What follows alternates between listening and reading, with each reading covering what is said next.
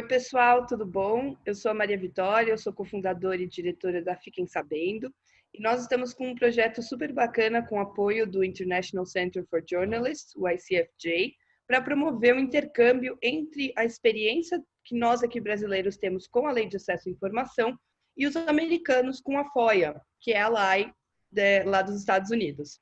A gente já divulgou uma série de entrevistas com especialistas de lá, e agora a gente está começando a conversar com os especialistas aqui do Brasil. E hoje a gente está com o Lúcio Vaz, que é um jornalista que aqui na Fiquem Sabendo nós somos super fãs, e cujo blog do mesmo nome reside na Gazeta do Povo. E o Lúcio, ele é especializado em reportagens de dados sobre mordomias, privilégios e desperdício de dinheiro público.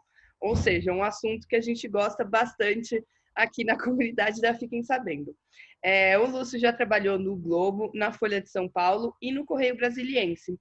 E agora, há 3 anos, na Gazeta do Povo, ele segue na investigação dos políticos e já recebeu vários prêmios de jornalismo, como o Prêmio Latino-Americano de Periodismo de Investigação. O Lúcio é autor de 2 livros, A Ética da Malandragem, no Submundo do Congresso Nacional, e Sanguessugas do Brasil. Lúcio, é um prazer enorme ter você aqui. Nós recentemente já trabalhamos juntos em algumas pautas, então é muito bom poder conversar. Bom, para mim é um prazer enorme participar, né, e poder, principalmente isso, poder transmitir, não tudo, né, porque a gente está sempre aprendendo, todo dia, com cada reportagem a gente aprende um pouco, mas transmitir aquilo que eu aprendi ao longo de muito tempo, né, nesse trabalho de investigação com uso de dados, base de dados. E eu comecei a trabalhar com isso quando não existia internet ainda.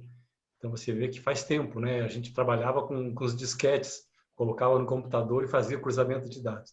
Então eu estou há muito tempo nisso, né? E vou, à medida do possível, transmitir aquilo que é possível, né?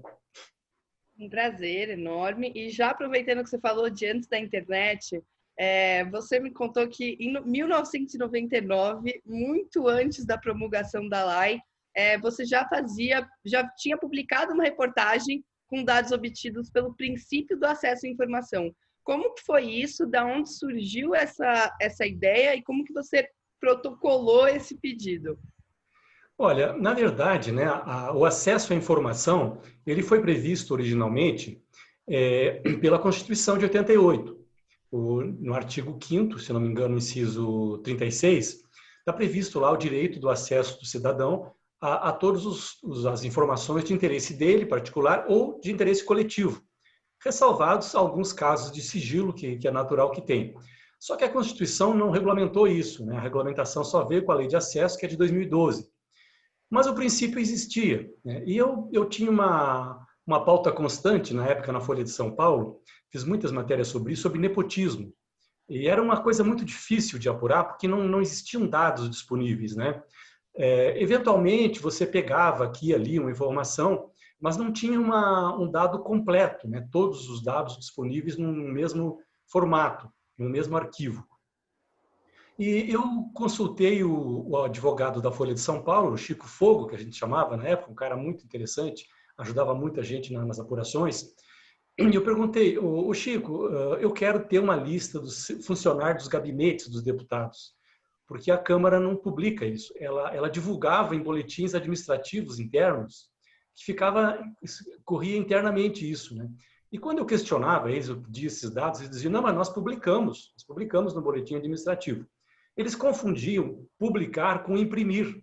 Eles achavam que ao imprimir eles estavam publicando. Eu dizia, mas não, publicar é tornar público, não é imprimir.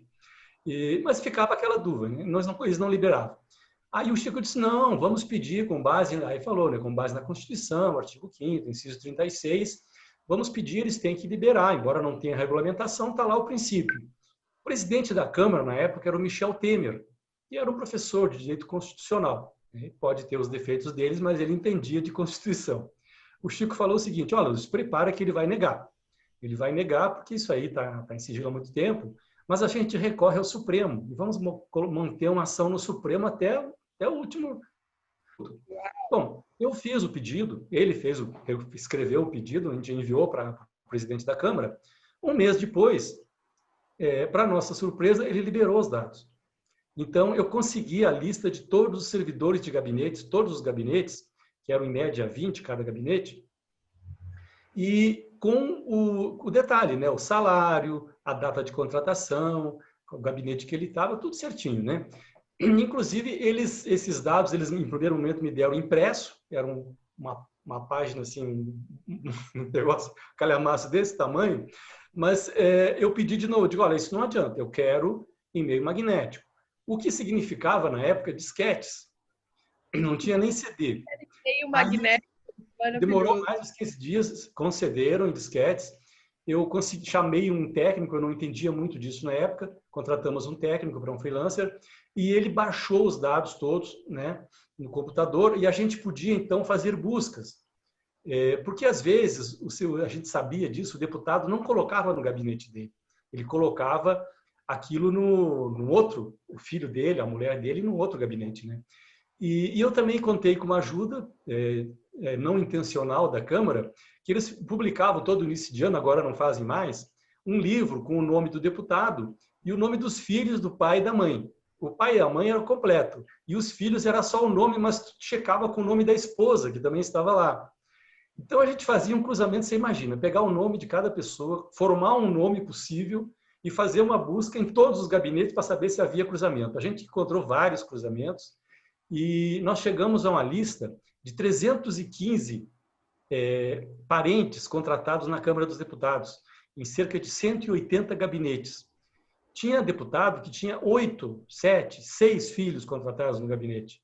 Tinha um deles que usou toda a verba, que era de R$20 mil, para contratar 5 filhos, com salário de 5 mil cada um. Na época, isso em 99, 98, 99. Então, assim, era uma farra absurda. Né? Esse que contratou os 4 filhos, eu perguntei, mas por que os 4 filhos, deputado? Ele falou assim, olha, como diz na Bíblia, Mateus, primeiro os teus. Mas, na verdade, não tem isso na Bíblia. Isso é uma desculpa para quem quer contratar filho. Teve um senador, numa outra matéria, que contratou a mulher e a mãe. Eu fui no gabinete dele, ele confirmou, né? Mas como é que o senhor explica a contratação da sua mulher e da sua mãe? Diz ele, olha, meu filho, confiança é confiança. Uma dorme comigo e a outra me pariu. Então, os caras eram descarados, né? Porque eles não tinham medo de nada, eles faziam as coisas assim de uma forma aberta. E eu dizia para eles sempre, eles diziam, mas não é ilegal, isso não é proibido por lei, não tem lei que proíba. Eu dizia, senador, deputado, mas a questão não é a legalidade, a questão é que isso fere um princípio constitucional, do artigo 37 e tal. As contratações do serviço público devem ser feitas pelos princípios da moralidade pública, da imparcialidade, né? E uma série de outras questões. E isso ficou, essa questão do nepotismo ficou, eu fiz durante 20 anos matérias denunciando o nepotismo, vários casos. Até que, eu não me lembro, no início da última década, o Supremo, na súmula 13, decidiu que o nepotismo feria o princípio do artigo 37 e barrou para sempre o nepotismo. Hoje são raros os casos. Quando a gente encontra 2, 3 casos, dá uma matéria. Na época, a gente, para dar matéria, tinha que ter 30, 40, né? Então, eu acho que, como eu sempre digo, né, a gente não deve observar só o que é legal ou ilegal. Tem que observar também o que é justo e o que é constitucional. Isso me lembra os americanos, quando o Trump colocou os filhos dele para dentro, né? Os americanos falavam, a gente não achou que precisava colocar na lei, que não podia trazer os filhos para a Casa Branca, caramba. E agora está lá, e é isso, é imoral, mas não é legal, e ainda assim merece a investigação do jornalista, né? Nesses mais de 20 anos trabalhando com acesso à informação para produzir reportagens, o que, além de tudo, mudou? Mas, assim, o que realmente facilitou a sua vida? Você que tem essa experiência desde antes da internet, do SIC, da LAI, de qualquer coisa. Olha, a lei de acesso à informação foi uma espécie de revolução do jornalismo de investigação. Ela trouxe uma gama de informações que eram inimagináveis, né? Eu me lembro que na década de 80 ainda, final da década de 80, eu já fazia esse tipo de trabalho. Então, quando eu queria saber, por exemplo, faltas de deputados às sessões, eu ia no Diário Oficial, abria dia por dia, estava lá registrado, era um calhamaço, mais ou menos no final tinha a folha de presença, e você pegava ali aquela folha de presença daquele dia e marcava numa folha que eu levava, fulano de tal, presente, fulano de tal, ausente, fulano de tal, presente, fulano de tal, Fazia ausente. Fazia isso em todos os dias do ano. Então, você imagina, eu levava um mês fazendo um trabalho desse. Aí eu chegava ao deputado mais faltoso. Hoje você entra na página da Câmara e do Senado e está lá o item. Você entra lá, tá as faltas, as presenças de cada deputado, com as justificativas de cada um. Então, assim, foi realmente uma revolução a partir de 2012, né? E, evidentemente, que você tem que se organizar para fazer esse trabalho. Primeiro, assim, jornalista não é só uma questão técnica ali, né? Ele tem que ter a ideia da pauta. Né? Você tem que pensar o que eu vou procurar, né? E você, com o tempo, você vai descobrindo que você consegue mais do que imagina que conseguiria, né? Tem informações que eu digo assim, não, isso aqui os caras não vão liberar de jeito nenhum, né? Vão achar uma desculpa, sempre tem uma saidinha lá e tal. E você... Aí eu digo, não, vou mandar. Aí eu mando. E os caras respondem. Respondem por quê? E não é como uma assessoria de imprensa, né? Que o cara não responde, dá uma desculpa furada lá e fica por isso mesmo. Ali, se o cara não responder algo que é público, que é considerado público, e a gente pode provar depois no acesso, no processo judicial, ele responde por crime de responsabilidade. Ele pode ficar inabilitado para cargos públicos. Então, as pessoas pensam duas vezes antes de não responder, né? Então, assim, posso até dar alguns exemplos, né? Recentemente, eu fiz matéria, no ano passado, sobre gastos do cartão corporativo, né? Evidentemente que os gastos do Bolsonaro, até pela lei de acesso à informação, eles não estão disponíveis. Eles ficam em sigilo até o final do mandato. Mas eu perguntei, assim, procurei os dados, o que tinha de informação, né? Que tinha, assim, o valor total gasto tem, né? Então, eu pude, pelo menos, checar em relação aos governos anteriores, que tem os governos anteriores. Então, você vê, Bolsonaro gastou tanto, Temer gastou tanto, Dilma tanto, Lula tanto. Então, a gente verificou o seguinte, em que o Bolsonaro, embora tendo gasto um pouco menos que a Dilma e bem menos que o Lula, tinha gasto no mesmo nível do Temer, né? E os dados do Bolsonaro, que ele prometia que ia abrir, né, quebraria com todas as caixas pretas do governo, continuavam em sigilo. O percentual de dados em sigilo da Presidência da República, a Secretaria de Administração, que é a que trata das despesas do presidente, 98% continuava em sigilo, como em todos os governos. Então, a gente fez matéria sobre isso, né? E você verificava algumas coisas também. Embora lá tivesse o valor das despesas, cada uma das despesas, não tinha quem pagar, para quem eles pagavam, de quem eles compravam, não tinha nada. Só tinha o valor. Mas eu verifiquei valores muito altos, despesas únicas de 70 mil, 80 mil, 100 mil reais. Então, eu perguntei, fiz uma pergunta, né, numa troca de e-mails com a Presidência da República, eu digo assim, vem cá, esses dados da Secretaria de Administração que estão em sigilo, se estão em sigilo, vocês não vão fornecer o que foi especificamente cada coisa. Mas eu estou perguntando o seguinte, que tipo de despesa é isso? Por que essas despesas têm que estar em sigilo? Né? Porque pode ser uma coisa que não é necessário sigilo. O sigilo é necessário quando? Quando oferece perigo ao presidente da República, ao vice ou aos seus familiares. Informações que ofereçam esse risco. Né? Como, por exemplo, quantos seguranças andam com ele, quem são os seguranças que andam com ele, né? Quantos seguranças vão numa viagem presidencial. São dados sigilosos. Mas, assim, por que isso tudo está em sigilo?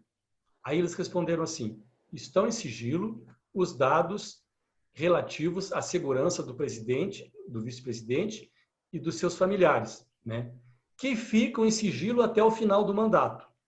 Bom, isso foi uma informação aparentemente rotineira, né? Protocolar, mas aí eu perguntei para eles assim, vem cá, se ficam em sigilo até o final do mandato, então os dados dos ex-presidentes já não estão mais em sigilo, correto? Eles disseram, correto. Então eu quero esses dados dos ex-presidentes. Aí eles olha, você tem que pedir isso por meio da lei de acesso, tem todo um trâmite, tal, não pode ser via assessoria de imprensa como eu estava fazendo. Então eu comecei a pedir os dados que nunca tinham sido divulgados, um a um, motivo a motivo, né, dos presidentes Temer, Dilma, Lula, e renderam matérias muito interessantes, né, porque, primeiro assim, eu verifiquei que 90% do que está em sigilo não tinha que estar em sigilo, na minha opinião. Por quê? Assim, tem uma compra de supermercado. Aqui tem um supermercado grande, né? Não vou dizer nem a marca, eles compravam muito lá. Então, você compra alface, repolho, arroz, óleo de soja, isso fica como dado sigiloso. Não tem por que isso ser sigiloso. Mas, ao mesmo tempo em que tinha esses dados assim muito simples, né, naturais, né, normais, começou a aparecer assim, o presidente Lula, por exemplo, comprava dezenas de garrafas de cachaça Havana, R$ 400 a cachaça, juntamente com vodka Absolute, uísque 21 anos. Enfim, era uma farra, despesas assim desnecessárias. A ex-presidente Dilma, quando o presidente viajou num feriadão, Carnaval, acho que era até, não lembro se era Carnaval ou Réveillon, foi para a base naval de Aratu, na Bahia, e ela alugou uma lancha para passear com a família. O preço atual, atualizei o preço, de R$ 30.000 para viajar com as famílias ali na volta, né, conhecer o litoral. Então tinha muitos dados e também alguns dados assim expressivos, né, de viagens do presidente, principalmente no Brasil, do presidente Lula, presidente Dilma, Temer, que eles viajavam assim com um séquito praticamente, né? A Aratu, por exemplo, a presidente Dilma viajou com 70, mais de 80 funcionários, né? Ia passadeira, arrumadeira, doceira, tinha tudo, era um séquito real, né? E as viagens a serviço, era comum que tivesse assim 30 seguranças, 60 seguranças, 20 policiais federais, tinha até militares das Forças Armadas, 50, 70, 80, fazendo a segurança. Isso dá um gasto enorme, né? Isso está tudo nas matérias que eu publiquei na Gazeta, mostrando esses dados. E, por acaso, né, eu vendo os últimos meses, eu vou ver os últimos 6 meses do presidente Temer, porque no final de governo o pessoal costuma exagerar um pouco, né? E lá aparecia o quê? Apareciam os gastos do presidente eleito, Jair Bolsonaro, mas que ainda sem tomar posse. Ele ficou hospedado na Granja do Torto e lá tinha os gastos dele feitos com cartão corporativo. E estavam liberados, por quê? Porque era a responsabilidade ainda do presidente Temer, que já não era mais presidente. Então eu consegui acessar os dados, os gastos do Bolsonaro, que não tinha tanto exagero como no governo Lula e Dilma, mas que tinha muita fartura também. Eles compravam assim, quilos, dezenas de quilos de picanha, de camarão, de bacalhau. Tinha jantares, festas para 40, 80 pessoas. Então, assim, ele também manteve esses gastos, né? Agora, infelizmente, por enquanto, a gente não está podendo saber mais. Maravilha. E, inclusive, tem duas perguntas aqui que poderiam se encaixar bem, mas acho que eu vou partir, então. A lei de acesso te libertou da assessoria de imprensa? Como é que mudou a sua relação com esse monopólio da assessoria depois que a lei, de fato, passou a valer? Olha, assessoria de imprensa, normalmente você não obtém informação com assessoria de imprensa. Às vezes, sem querer, eles liberam uma coisa. Ao explicar uma coisa, eles informam outra, né? Então, você tem que ter atento. Nesse caso, por exemplo, da presidência, numa resposta que era protocolar, eles me deram uma informação preciosa, né? Então, você tem que estar atento ao que eles falam. Mas a assessoria de imprensa, para mim, sempre foi usado como um outro lado, como a gente chama, né? Foi um dispositivo criado pela Folha de São Paulo que todo mundo adotou. O que é o outro lado? A gente está dando uma reportagem e quer ouvir a pessoa que é acusada, né? O que é citada, enfim, e tem que dar oportunidade para que o governo, seja uma pessoa normal, uma pessoa civil, né? Para que ela responda. Então, para mim, isso aí não muda muito eu continuo procurando a assessoria, mas já depois de pegar os dados, né, pela lei de acesso, tem toda a informação, vejo quanto gastou, pergunto, por que gastou isso? A pergunta, o presidente comprou cachaça, coisa, isso não é indevido? Isso não é uma imoralidade? Eu pergunto tudo, né? E eles respondem. Então, a assessoria de imprensa continua servindo para você ter, até porque muitas vezes você está com informação que você diz, isso aqui é um absurdo, não sei o quê, mas a assessoria te dá uma explicação que você acha aceitável, né? Isso é necessário por isso, por aquilo. Em vários casos que aconteceu isso. Já aconteceu casos, inclusive, ao longo da minha carreira, de quando eu ouvi o outro lado, né, não só órgãos públicos, mas empresas, pessoas físicas, e a matéria caiu. A matéria não se sustentava a partir daqueles esclarecimentos que eles prestaram. Se eu tivesse publicado sem ouvir o outro lado, eu levaria um processo, porque eu teria publicado algo que não era correto. Então, você tem que ter uma atenção enorme à assessoria de imprensa, mas não contar com ela para obter informação. Essas informações você vai obter ou de fontes, que é uma outra forma de se apurar, que eu trabalhei muito tempo com fonte, na época que não tinha lei de acesso, tal, eu trabalhava com fonte, tinha fontes muito boas, tanto entre políticos como entre servidores públicos. E muitos deles, né, eles me procuravam sem que eu conhecesse. Eles telefonavam, mandavam um e-mail, né, e diziam assim, olha, eu sou funcionário da Câmara dos Deputados, aqui da presidência, tenho informações, eu leio das matérias e queria te passar as seguintes informações, tal, tal, tal. E passavam essas informações, né? Então, essas fontes eram importantes. E o político, é interessante que o político funcionava assim, um entregava o outro, né? Um cara que era da oposição entregava o governo, o cara que era do governo entregava o outro, e às vezes, mesmo dentro da oposição, um derrubava o outro porque eram adversários regionais do Estado, e um me passava informação contra o outro, né? Então, eu acho assim, eu acho que a assessoria ela não ajuda na busca de informação, mas é necessário e a gente tem que continuar ouvindo, né?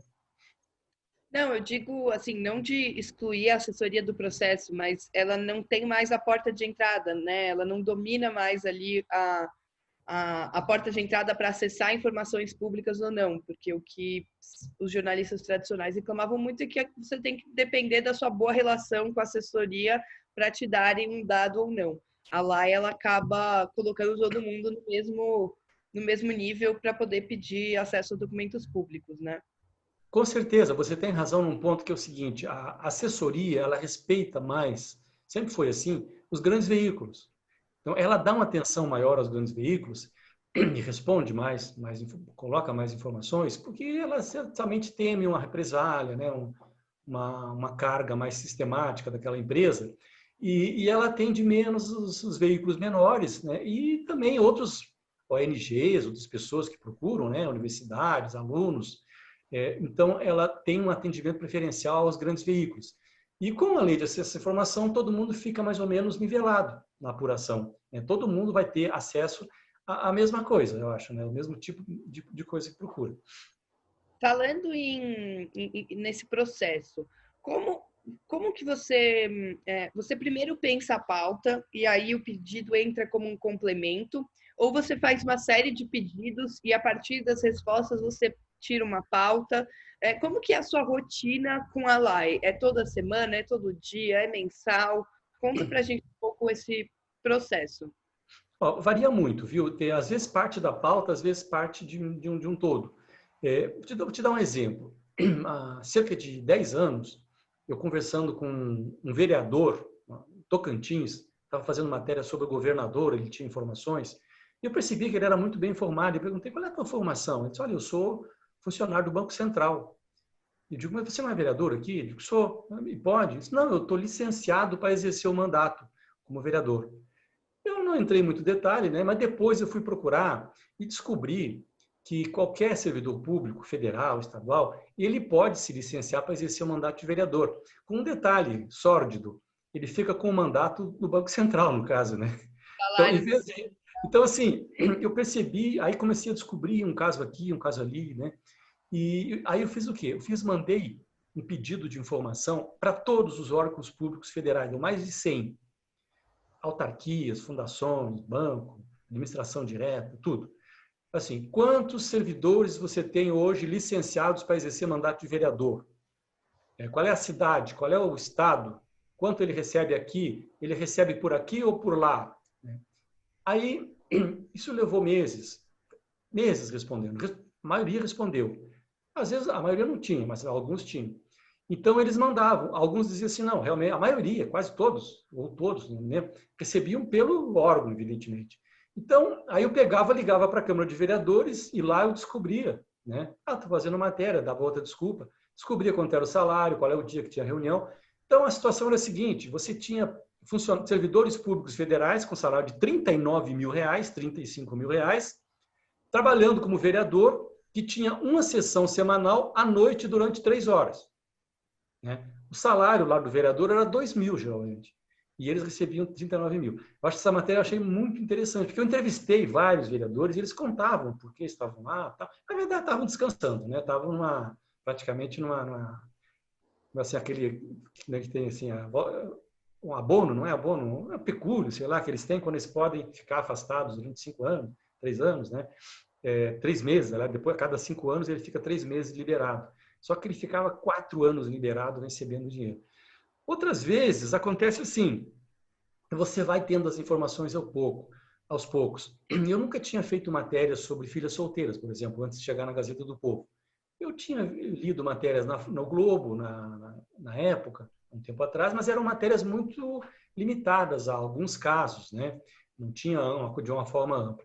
E eu, por acaso, fuçando o boletim administrativo da Câmara dos Deputados, que eu faço sempre, descobri vários processos ali registrados de filhas solteiras reivindicando a volta da pensão porque elas tinham perdido. Aí eu fui ver aquilo, lá dizia, é uma decisão do TCU de 2016, que mandou cortar a pensão das filhas solteiras que estavam casadas, por exemplo, né? E filhas solteiras que tinham empresas e continuavam recebendo pensão de filha solteira. E ou em algumas outras situações. O TCU mandou cortar, a Câmara e o Senado não cortaram. Só que elas foram na Justiça e conseguiram de volta.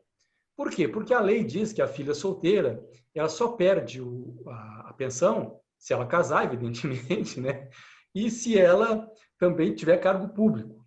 O fato dela ter uma empresa não justifica a perda da pensão. E tinha casos, eu citei ali, né, nos processos, de filhas solteiras que eram donas de posto de gasolina, ganhavam uma grana. Tinham boutiques em Brasília e ganhavam pensão como filha solteira, algumas com 60, 50 anos, tem algumas com 80, 100 anos e tal. E a partir daí eu comecei a procurar informações sobre isso, né? Mandei pela Lei de Acesso à Informação, as Forças Armadas, Exército, Marinha, Aeronáutica, eles liberaram uma coisa muito limitada no início, aí eu fui avançando, pedi de novo, avancei, e eles mandaram informações que me permitiram vir, por exemplo, ver que existem hoje 87 mil filhas solteiras de militares, que recebem um total de 6 bilhões de reais por ano. E depois eu comecei a mandar para os governos estaduais, para o Supremo Tribunal, STJ, ia mandando para todos, né? Nos governos estaduais são muito fechados, por exemplo. Eles negam a informar com base num dispositivo da lei que diz que trabalhos que demandam um trabalho de tabulação de dados, né? Formatação de dados, que isso aí eles não são obrigados. O único estado que forneceu foi de Santa Catarina. Mandou a relação de todas as filhas solteiras. E os outros, São Paulo, Rio Grande do Sul, Minas Gerais, Rio de Janeiro. O Rio de Janeiro nem respondeu. Os outros responderam só os dados totais, que já é alguma coisa. São tantas filhas, né? E recebe tantos mil por mês, tantos milhões por mês, tantos milhões por ano. E o Supremo respondeu que eram, na verdade, 3 filhas solteiras, filhas de ministros, né, que eu perguntei. O TST, o Tribunal do Trabalho, né, o Tribunal Superior do Trabalho, respondeu também à relação de filhas solteiras e deram matérias interessantes, né? E depois eu tentei outros veículos, outros órgãos também, as estatais não responderam, bancos estatal não responderam, e você vai fazendo, então, aos poucos, vai indo, né? E tem outras situações em que você imagina, né? Como eu posso conseguir essa informação? E aí você tenta, via lei de acesso, né? Por exemplo, cartões corporativos, como eu já falei, a gente pede, vem a informação. Vou citar até uma informação de um colega, que não foi minha, recentemente se fazia muita matéria sobre cargos de militares, né, no governo. O Cavalcante, como é que é o nome dele? Estava agora recentemente no Poder 360. Fez uma matéria bem completa, achou cerca de 8 mil cargos de militares que ocupam no governo federal. E eu, depois disso, fiz uma outra busca, e aí não foi com base no acesso à informação. O Léo Cavalcante, trabalhou comigo no Correio Brasiliense há muito tempo, foi editor lá. E agora o que eu fiz? Aí não é lei de acesso à informação, não é pela LAI, que também é previsto na LAI, mas é chamada informação ativa, que não é, você não busca, ela já está na página da Presidência da República. Isso está na página, mas fica escondido de uma forma que eu não tinha conseguido ainda. Mas eu achei um jeito de pegar a relação do salário dos militares, né? E aí você faz uma tabulação, você consegue ver quais são os maiores salários dos militares da ativa, porque os militares inativos, como você sabe, né, ainda não estão disponíveis. Mas pelo menos eu consegui a relação dos maiores salários brutos e líquidos, né? Salário bruto de generais tem de 60 mil, 50 mil, 40 mil, mas eles abatem o teto. Felizmente, eles abatem o teto, então não recebem tudo. Então, outras informações que eu consegui também, aí com um trabalho conjunto com vocês, né? Evidentemente, eu trabalho mais de vocês do que meu, mas eu fiz uma tabulação lá, das pensionistas, né? As pensionistas da União. As pensionistas da União são as dependentes de servidores públicos, né? Ao morrer, o servidor deixa uma pensão e elas recebem isso. Então, nos dados que vocês conseguiram lá, né, de anos e anos, aí 25 anos, a gente consegue ver quanto elas receberam ao longo desse tempo, né? E eu, com a minha especialidade, eu foquei muito ali na questão das filhas solteiras e verifiquei que em 25 anos elas receberam 84 bilhões de reais. E as filhas solteiras, elas têm várias legislações que tratam disso. Os militares, por exemplo, no caso dos militares, não são exatamente filhas solteiras, são filhas maiores em qualquer condição. Então, elas podem ser casadas, viúvas, desquitadas, separadas, enfim, qualquer coisa. União estável, vale tudo. As filhas dos servidores civis, elas não podem ser casadas, mas tem uns casos antigos, e aquele Montepio Civil da União, que era inicialmente para servidores da Fazenda, depois se estendeu para os magistrados, ali são permitidas filhas casadas, solteiras e tal. E também, a partir dos dados que vocês nos forneceram, né, o Fiquem Sabendo forneceu, eu consegui fazer um cruzamento e eu identifiquei 6 mil casos de pensões acumuladas. Servidores que recebem 2 pensões e muitos casos, quase 100, recebem 3 pensões. Então, desses que acumulam pensão, 67 recebem acima do teto. Publiquei casos dando o nome das pessoas. Então, tem pessoas que recebem, com base em decisões judiciais, recebem 70 mil, 80 mil reais brutos, com acúmulo de pensão, até 3 pensões. E tem uma parte delas que é protegida pela Constituição, porque a Constituição diz o seguinte, que a partir de 98, foi uma emenda constitucional, quem recebe pensão de professor e de médico, o médico e o professor podem acumular pensão. Eles podem acumular 2 pensões até acima do teto. E o pensionista dessa pessoa, desse servidor, quando ele morre, passa a receber pensão acima do teto. Há uma discussão jurídica ainda, mas na justiça eles têm conseguido receber acima do teto. Então, esse cruzamento mostrou tudo isso. Teve uma decisão recente agora do Supremo, na semana passada, quinta-feira, o Supremo decidiu o seguinte, foi um caso de uma servidora do Distrito Federal e queria receber acima do teto na soma de pensão com aposentadoria do serviço público, evidentemente. O Supremo decidiu, e eu verifiquei hoje, para minha tristeza, que, infelizmente, todos os jornais que publicaram errado, porque a decisão aparentemente é assim. Quem recebe, você pode acumular pensão com aposentadoria, mas o que fica acima do teto é cortado. Só que não é isso que foi decidido. O que foi decidido é que é cortado para quem recebe, quando o servidor morreu depois de 98. Se o servidor morreu antes de 98, tem o chamado direito adquirido. Então, tem que preservar o direito adquirido e a servidora continua recebendo acima do teto. Mais uma exceção para a gente colocar na lista e tentar mapear todas as exceções e leis e coisas para tentar entender esses pensionistas.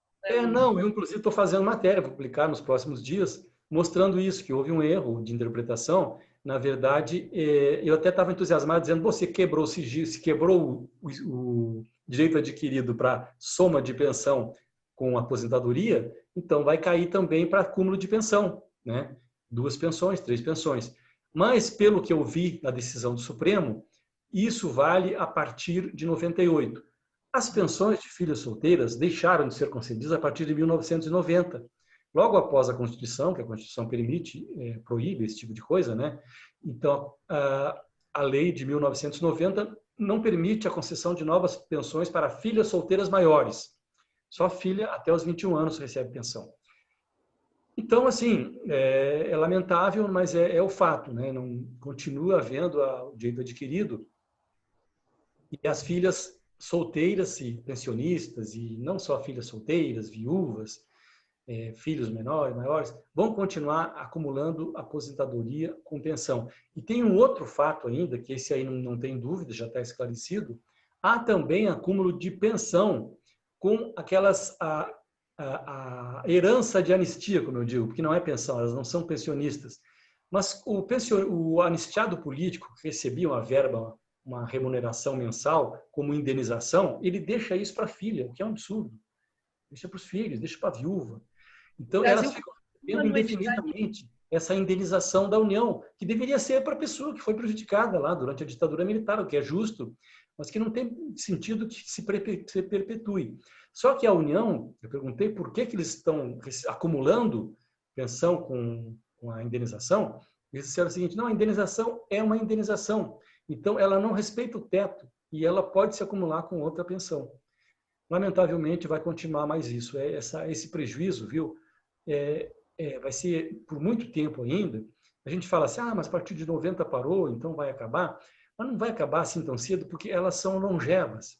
Uma outra matéria que eu fiz a partir dos dados que vocês forneceram mostra, eu encontrei, parece que 70 casos de filhas solteiras que têm mais de 100 anos. Algumas têm 105, 106 anos. Pensão faz bem para Acima de 80 anos são 7 mil. 7 mil tem mais de 80 anos. A grande maioria tem mais de 60 anos, ou seja, a grande maioria é idosa. Elas são longevas, elas sobrevivem muito tempo, até porque vivem uma vida boa, né? Recebendo um alto salário, sem nunca ter trabalhado. Então é muito bom. Lúcio, deixa eu te perguntar uma coisa. A gente às vezes fica com muita inveja de você por você estar em Brasília e quando alguém fala que o documento é físico, você vai lá e pode remexer nas caixas, procurar nota fiscal. Como que você já foi várias vezes fisicamente? Como que é esse processo? Você chega lá, alguém abre uma porta cheia de caixa e fala procura. Conta pra gente que não tem esse prazer. Tem a maior parte das informações é por e-mail. Eles mandam por e-mail. 90%, 95%. Agora, por exemplo, no caso dos cartões corporativos, quando eu solicitei para eles, né, pela lei de acesso, eu quero ter acesso, tal, eles disseram assim, olha, tudo bem, a gente fornece. Só que é o seguinte, isso não está digitalizado. Os cartões corporativos dos ex-presidentes não estão digitalizados. São processos, cada processo está numa pasta. Então, você vai vir aqui, vai olhar, vai ver a quantidade que tem e vai se organizar com a pessoa lá que atende, né, para ver como que você vai ter acesso a esse material, porque também não pode ir lá todo dia, eles têm pessoas que têm que ficar te acompanhando, tal, tal. Eu fui lá na Presidência da República, me apresentei no setor da Lei de Acesso, eles me encaminharam com uma pessoa lá para a parte onde estão armazenados, né? O rapaz disse, olha aqui, vem aqui, vou te mostrar o que que é. Quais são os arquivinhos, né? Aí é o seguinte, tem uma sala, deve ter mais ou menos uns 5 metros por 6, cheia na parede tem prateleiras cheias de arquivos. E ele disse, olha, tá tudo aqui, o que você quer? Eu digo, olha, eu fazer o seguinte, evidentemente que aí vai o interesse jornalístico, né? As pessoas têm mais interesse em descobrir coisas sobre a Dilma e o Lula do que sobre o Temer, né? Há uma polarização hoje entre PT e Bolsonaro, né? Então as pessoas querem saber mais, né? Eu quero saber de Bolsonaro. Não, Bolsonaro não tem. Tem esses aí. Eu fiz todos, fiz matéria sobre todos, o Temer, o Dilma, mas comecei pela Dilma. Até porque não estava disponível lá. Disse, o Lula não está disponível ainda. A gente está vendo, isso está no arquivo, que não fica aqui, está em outro arquivo, vai vir, mas você começa aqui por esses outros. Eu vou começar com a Dilma. Comecei apurando os casos da Dilma, né? Só que assim, diz, olha, quanto você olha por dia? Não sei, vamos levar uns 10. Aí a gente levou uns 10 arquivos, eu peguei numa sala, e essa pessoa ficou me olhando, porque eu podia, talvez ele suspeite que eu possa roubar algum documento, né? Ele ficou me olhando ali, me olhando, e eu fazendo. Eu não posso fotografar, não posso nada, mas eu fico escolhendo e marco o que eu quero, marco com uma folhinha o que eu quero cópia. Então, assim, no início eu levei assim meia hora para ler um arquivo, né? e descobri que a cada 10 arquivos você acha algo interessante. Uhum. Lá depois, eu peguei uma prática, eu sabia onde estava cada coisa, eu conseguia olhar um arquivo e saber se tinha algo importante ou não, um arquivo em 5 minutos, 10 minutos. Quando eu achava aquela parte que interessava, eu ia lá e fazia o pedido. Depois eu percebi que esse pedido demorava muito para vir a autorização, qualquer essa parte, porque tinha que cobrir o nome de servidores, não podia ter nome de segurança, por exemplo, que acompanha o presidente, tinha que fazer uma tarja. Isso demorava um mês para vir. Uhum. Então eu comecei a anotar. Posso anotar com a mão? Pode. Eu anotava os dados, né? E disse, ó, eu não estou anotando, assumi o compromisso, eu não estou anotando o nome de servidores. Eu anoto o nome do presidente, de um servidor que acompanha, mas eu não, seguranças, eu não anoto. Então eu comecei a anotar, e eu levei um mês fazendo isso. Eu ia para lá toda manhã quase, fazendo, e eu acessava fisicamente aquilo, né? Então tem essa situação, portanto, né? Tem também uma coisa que está permitida, foi pela lei de acesso, você acessar o Arquivo Nacional, que fica em Brasília, lá é fisicamente também. Quer dizer, fisicamente não, você acessa pelo computador, mas você tem que ir lá fazer, né? Então você vai lá e tem uma base de dados e você pega os arquivos do SNI. Isso é uma delícia você pesquisar. Então você coloca lá Dilma Rousseff, digita lá, aparece tudo que tem sobre Dilma Rousseff, centenas de informações. Ela era muito vigiada, logo depois que acabou a ditadura, porque ela foi uma guerrilheira, evidentemente, ela é vigiada. O Lula tem muita coisa. E você vai pesquisando, né? Eu fiz muita pesquisa também sobre a Constituição, como é que foi a atuação do governo na Constituição, né? Que era a Constituição, evidentemente, tinha acabado o regime militar, mas o SNI estava ativo, né? Então, tem informações, inclusive uma informação muito interessante, como os militares, os lobistas militares, que eram militares, né, que trabalhavam dentro do Congresso, tinha uma sala deles lá, como eles atuaram na Constituição em função de alguns temas que era de interesse deles. Um deles, eles fizeram o possível e o impossível para acabar com o artigo que previa a lei de acesso à informação. Então, eles tentaram de tudo. Eles diziam, não, mas isso aí vai acessar coisas que são de interesse do Estado. Sigilo que é do interesse do Estado, que é de interesse da sociedade. Pô, se é do interesse da sociedade, a sociedade quer saber. Igual, né? Hoje em dia você fala que os militares eles continuam com a mesma postura como se fosse ali na década de 80, 90. Não tem que mexer em nada do Estado, é do Estado. Que Estado? O Estado somos nós. Isso. Não, as pessoas acham que o Estado é o Exército. Não, o Estado não é o Exército, nem o governo, nem o Executivo. O Estado somos todos nós, está certo. A União somos nós. A União é um ser abstrato, né? Como diz assim, o orçamento da União. Não existe orçamento da União. Quem dá aquele dinheiro lá somos nós, contribuintes, empresas e pessoas físicas, né? Esse dinheiro não é da União, esse dinheiro é do contribuinte, né? As pessoas têm que ter essa noção. Mas, enfim, foi muito interessante ver a mobilização dos militares para impedir que ficasse na Constituição uma coisa muito acessível, assim, né? Que você pudesse acessar dados que são sigilosos. Ora, o que é sigiloso para eles? Sigiloso é saber que o presidente da República compra cachaça, que o presidente da República compra camarão GGG. Isso é sigiloso? Não é sigiloso. Não tinha que ser sigiloso. Eu acho que a lei tem que ser alterada, a lei de acesso à informação tem que ter uma alteração do Congresso nesse sentido para deixar muito claro o que é sigilo. Sigilo, há quantos militares, quantos segurança acompanham o presidente da República durante o mandato? Eu acho que é sigilo. Mas o que ele come, o que ele bebe, né? A festinha junina que ele patrocina para os amigos com dinheiro público, isso não tem que estar em sigilo. Nunca, em momento algum. Durante o mandato tem que estar aberto, né? Então, eu acho que as pessoas têm que entender isso, né? Mas, enfim, Sim. o Arquivo Nacional tem tudo, lá é muito interessante, né? Faz uma viagemzinha lá, passa uns dias em Brasília, aí cada um faz a sua busca, né? Aquilo que é do seu interesse. Eu fiz, por exemplo, uma vez, a pedidos de amigos, fiz uma pesquisa sobre como era a atuação em relação à imprensa, né? Aliás, eu fiz uma matéria sobre o Brasil, o país todo, né? Como eles vigiavam os jornalistas. Tem lá exatamente como eles seguiam os jornalistas, como perseguiam, tal. E eu fiz uma matéria, inclusive, específica sobre Pelotas, a pedido de amigos, como era a perseguição aos militantes de esquerda durante a ditadura em Pelotas. Inclusive, depois a gente fez um livro, eu participei desse livro contando essa parte aí. Pelotas no tempo da ditadura. Eu caí nesse link no Google pesquisando, achei bem interessante.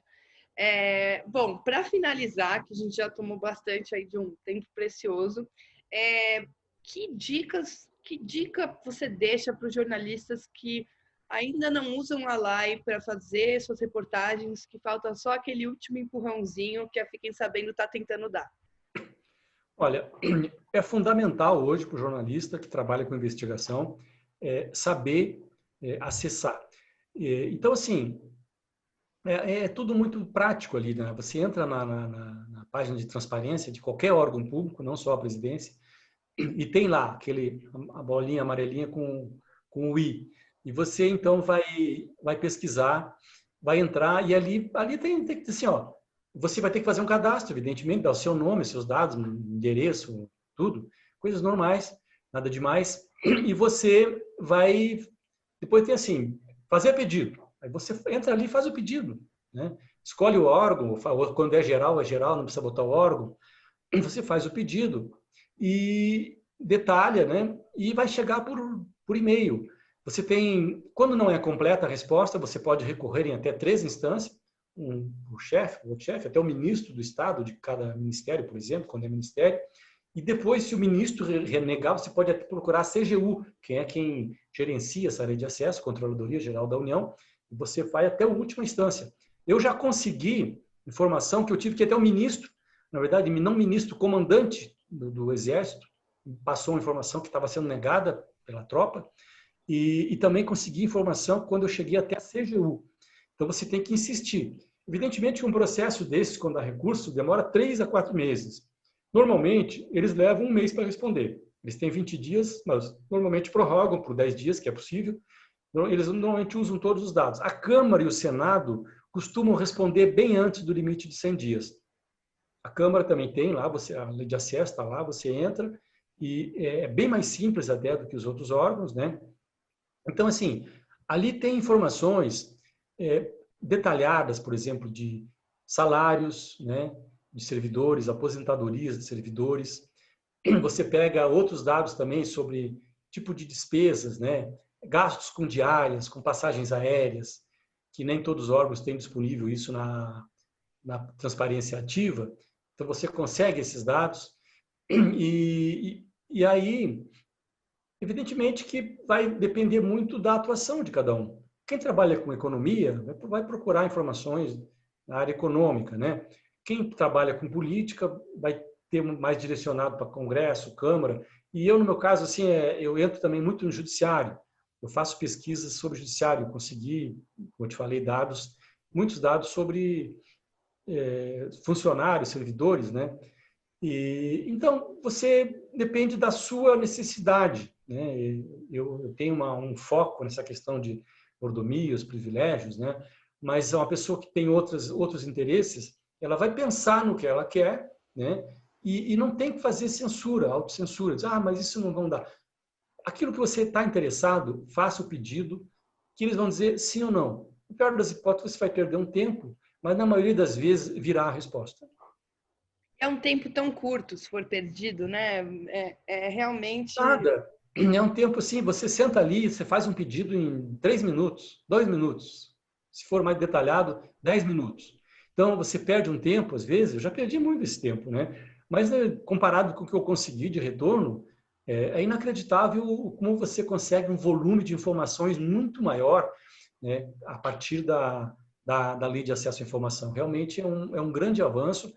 Uma das grandes conquistas da Constituição de 88, né, tem outras também, mas essa, para nós jornalistas, ela é fundamental.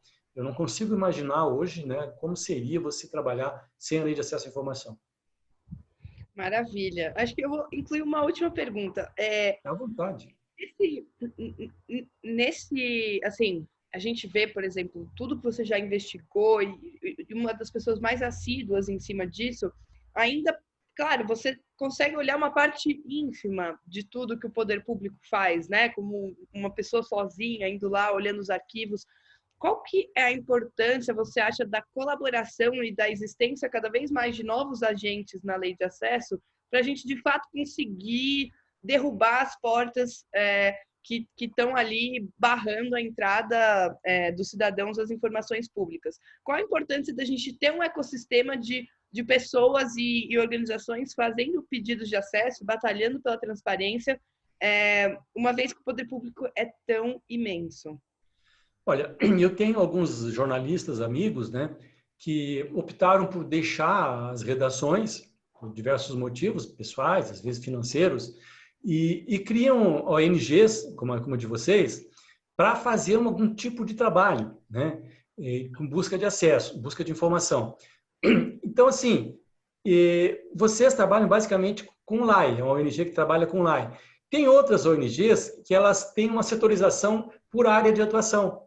Trabalha com meio ambiente, outra trabalha com serviço público, né? Outra trabalha com menores, né? Questão de menores.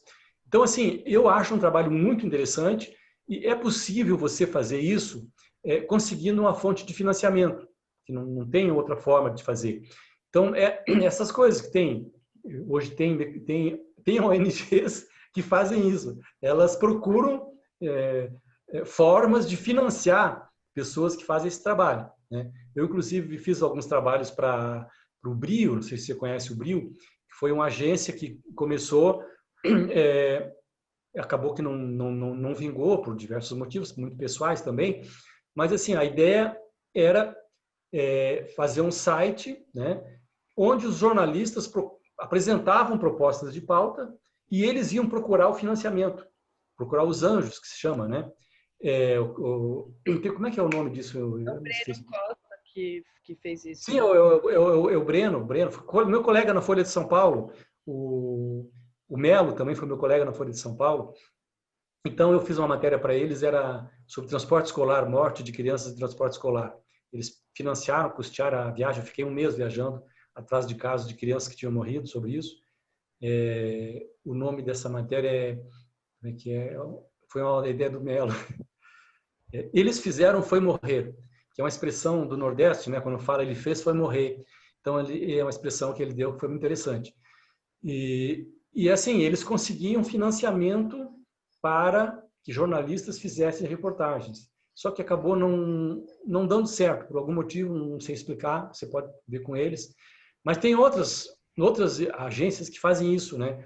E você, pessoalmente, você pode fazer isso. Você pode fazer uma busca, né, de recursos especificamente para um projeto, né? Aí as pessoas fazem doações e financiam. Mas o ideal é realmente que você tenha instituições, como era o caso do Bril, né, que se disponham a dar, olha, nós vamos dar $200 mil por ano para vocês. E vocês vão usar isso para financiar reportagens e tal. Tem várias pessoas que fazem isso, em vários órgãos. As pessoas têm que buscar isso, evidentemente. E essas pessoas, né, essas ONGs, vão fazer as buscas e aí elas trabalham também, elas podem, evidentemente, trabalhar junto com jornalistas. Elas, como ONG, trabalhando com jornalistas que vão publicar nos seus veículos, né, privados, né? Então, tem várias maneiras de fazer. A agência pública é outro exemplo muito importante, né? Ela tem os seus anjos, né, que financiam e que permite que elas tenham uma equipe muito boa, fazem um trabalho maravilhoso, né? E elas fazem matérias mais densas, mais longas, né? E publicam partes das reportagens também em veículos privados, né? Não só eles publicam, mas também publicam em veículos privados. Sim. Então, assim, tem vários mecanismos, né? Você não precisa fazer só dentro do jornal. Eu prefiro, né? Por enquanto, eu continuo no jornal, enquanto eu achar um espaço, eu continuo trabalhando no jornal. Eu gosto do trabalho na redação, né? Mas amanhã ou depois posso vir a trabalhar também numa ONG, num trabalho assim de reportagens para publicação, com o financiamento privado, né, por meio de entidades dispostas, né? Tem várias organizações internacionais, eu acho que a Fundação Ford é um dos maiores exemplos, né? E pessoas, né, físicas também que fazem esse financiamento, que ajuda muito. Sim. Bom, um dia, se você quiser sair da redação, bate lá na nossa porta que a gente vai estar ansiosos esperando para Será uma aprender. honra, será uma honra. E muito obrigada pelo seu tempo, sempre um prazer conversar e que a gente continue fazendo reportagens juntos por bastante tempo. Obrigado, foi um prazer participar, né, e colaborar de alguma forma com as pessoas que estão começando nisso, né, e estimular principalmente as pessoas que estão começando no jornalismo a entrar por esse caminho, que é um caminho emocionante, né, e muito importante para trazer a informação completa ao público.